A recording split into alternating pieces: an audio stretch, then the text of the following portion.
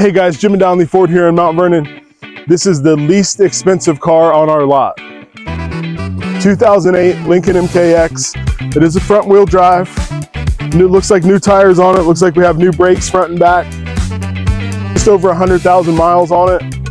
Previous customer told me he never did anything to it except putting brakes and tires on it. Also went through our service department, I think through the same way. Obviously leather on the inside. It does have backup sensors. 2008 does not have a backup camera. Does have heated seats. 3.5 liter V6, so plenty of power. Obviously the automatic headlights. That back seat will fold down for you just like all the rest. Obviously 2008 doesn't have a ton of bells and whistles, but very nice, very clean car, guys.